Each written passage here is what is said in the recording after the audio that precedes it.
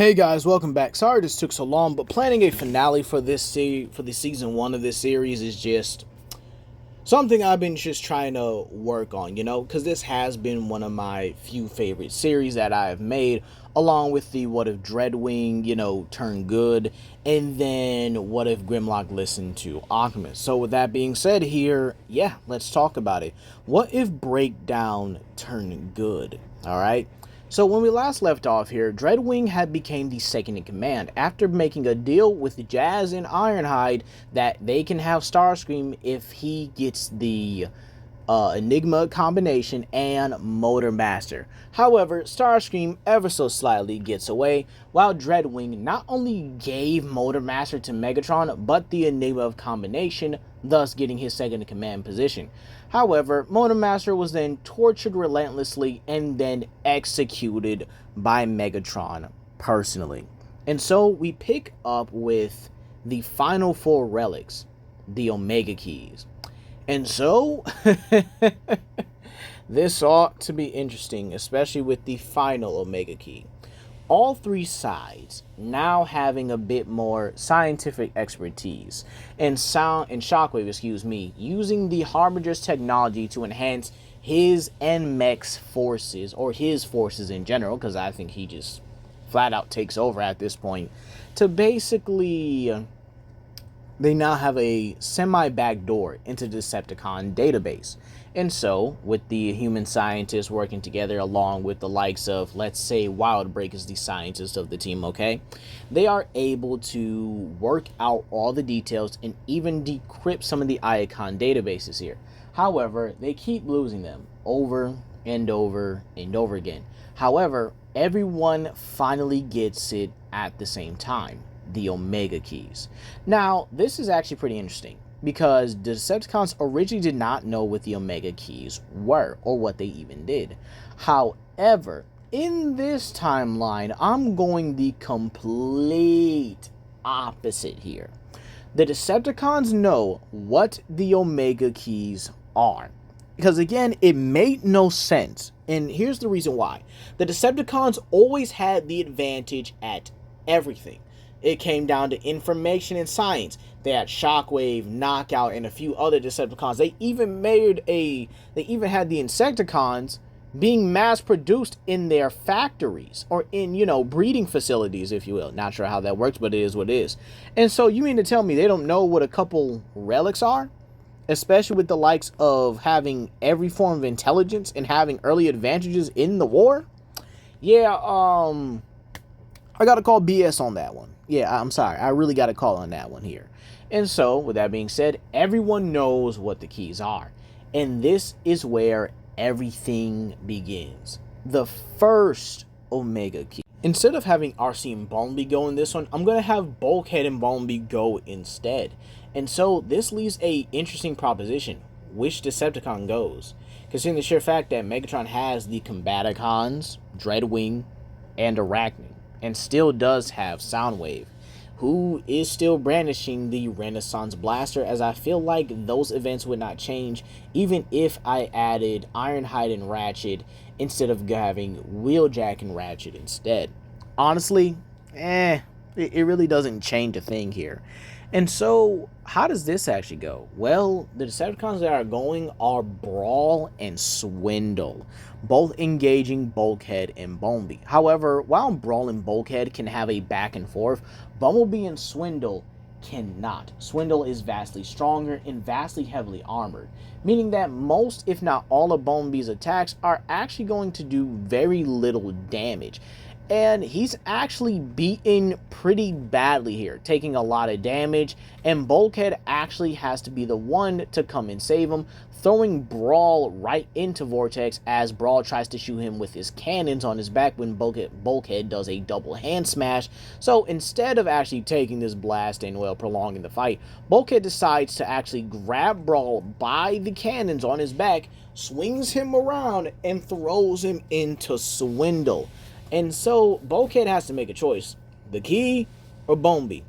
Literally a no-brainer. He's getting the key. And so, with that being said, we literally have the Autobots getting the key. Well, sorry, the Decepticons getting the key here, while Bulkhead gets Bumblebee out of there. Sorry if I like twisted my words here. But yeah, he gets Bumblebee out of there where he has to receive extensive medical attention, unfortunately. But again, he will recover. And so this is where Optimus does grapple with the situation, where Hotspot informs him that, look, I understand we're a bit new to this team, but Optimus, you've seen how we work. We've seen how we deal with things. Let us go with y'all. We're more formidable. We're just as formidable, excuse me, as y'all were, or as y'all are.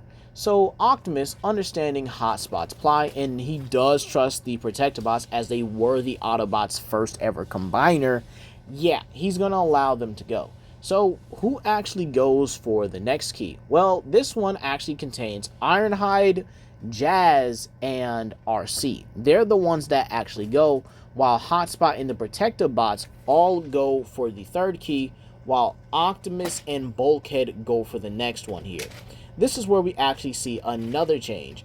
Going for RC and her squadron here is Starscream and the two newest mech creations, that being Nemesis Prime and Stinger.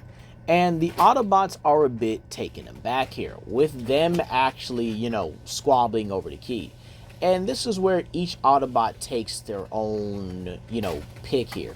While Jazz does want to kill Starscream, he ultimately takes on Stinger, while RC engages with Starscream.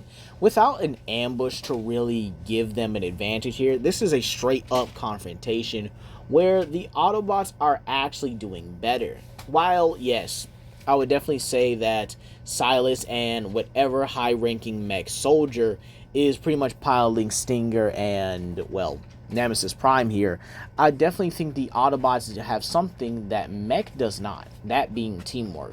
We see Ironhide and Jazz both being able to work together like it's absolutely nothing to them. Switching opponents, jumping around, Ironhide tackling Stinger while Jazz drop kicks Nemesis. Meanwhile, RC and Starscream is a heated back and forth. With RC not being injured from a mech ambush, she not only remembers how Starscream fought her, but is actually able to use her aggression to her advantage. Because again, Starscream is a bit more complacent, and when he gets angry, he's a lot more reckless. Meanwhile, RC's anger is a lot more focused and a lot more driven. So she's able to quickly overwhelm Starscream and decides to actually kick him, flip over him, transforms, and goes after the key. Meanwhile, Jazz and Ironhide both grab their respective opponents and fling them at Starscream, where they pretty much just like sandwich him in between them. And now, with them both being damaged, they both fall. Meaning that when RC comes back with the key, they ultimately leave. With Jazz almost killing Starscream, but realizes that right now is not the perfect time, as they have a much greater goal in mind. The next one is Knockout and Breakdown going to Egypt with Optimus. This is where they also go to get the Omega Key. However, they are greeted by other Decepticons, or I should say Megatron, Dreadwing, and Arachnid, with Arachnid actually holding the key and just walking through the space bridge. Meanwhile, Megatron simply stares down Optimus and prepares his new weapon, the Requiem Blaster. Keep in mind, in one of the previous parts I made, Vortex and Onslaught were Vortex and Blastoff were actually able to get this because the Autobots were too busy trying to get the Forge of Solus Prime. And yes, ultimately they winded up doing it. And well, unfortunately here, Megatron also gives Dreadwing the okay to use his relic, the Apex Armor. And so, as the Autobots do begin to fight here, they realize that it's a losing battle. Even with Optimus having the Star Saber and him being able to contend with the Requiem Blaster, Knockout and Breakdown are no match for Dreadwing and the Apex Armor. So, they lose the key. Now, the final one. where we have the Protectobots going after the final key in the Arctic. Yes, I'm going to have this take place in the Arctic. And so, when tracking it, they are greeted by an old enemy, the Combaticons. All of them being there. And so, this is where Onslaught and Hotspot both recognize each other, and they say that it's been a long time since they faced each other, to which Hotspot ultimately agrees. So, why don't we skip the pleasantries and just get down to business, alright? And so, with a command from both of them, Onslaught calls the Combaticons. Hotspot calls his Protectobots, and they say combine. And so we see a good montage here. Defensor forming. And he says you are all under arrest. And Bruticus online, ready for some destruction.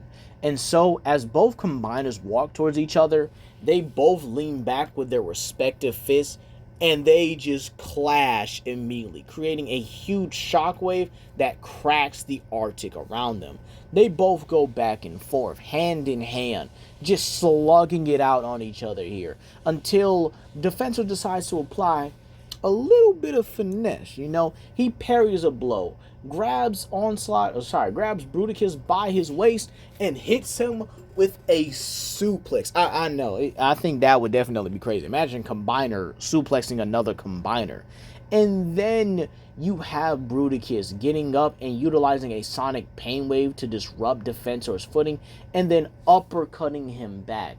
However, they are both distracted from what's happening. And this is where Starscream utilizes the distraction in order for him and Dragstrip to get the key and get out of there.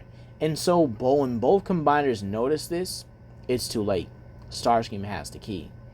And so they both have to report back to their sides that they lost the key to Starscream.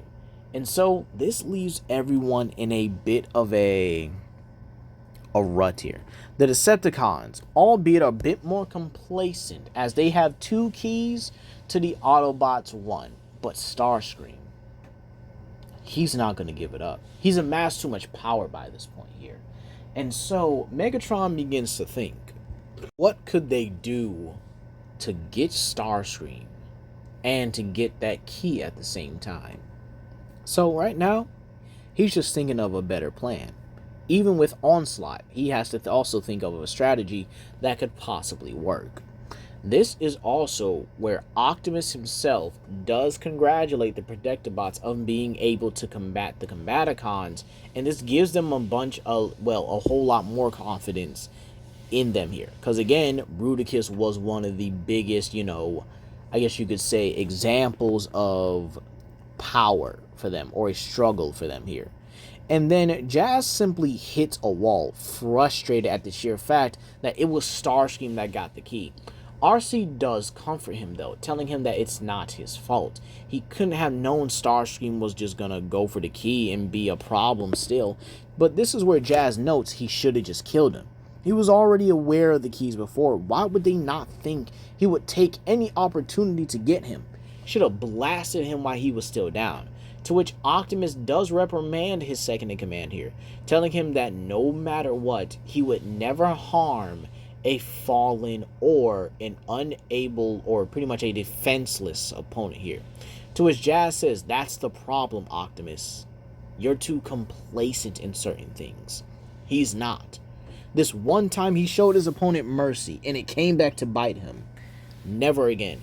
But before an argue could break out here, this is where Ironhide interjects, saying that maybe we should focus on getting the key back from Starscream. To which Breakdown does interject and says, well, the best thing we can do is really hope for a location to Mech's base. And to which Breakdown states that next time he does, encounter Silas, he's going to squish him, no matter what. To which Knockout says, easy there, big guy. There's no need to go on a whole vengeance spree. To which this is where Breakdown says, no, it's his fault. The fact that they now have Cybertronians, even if they're fake, yeah, but still, Cybertronians on par or at least resembling Optimus and Bumblebee? What if they attack a military base to get one of Silas's old projects? What if they start targeting the populace and thus branding the Autobots as a liability? We can't have that. It'll tarnish our image. And so everyone simply just looks around and thinks, what could they be planning? Back at the base, Starscream's base, excuse me, we have him basically monologuing, saying that now, with just this one very key, he simply has taken advantage of the Autobots entirely, or taken advantage of both sides. As right now, he can either make a deal or make an attempt at an elaborate ambush to not only take the Decepticons for himself, but to even resurrect Cybertron under one rule, his. To which Starscream also has to contemplate, but which side should I get? Megatron has two, which makes him in a much more powerful position than me. Curse him.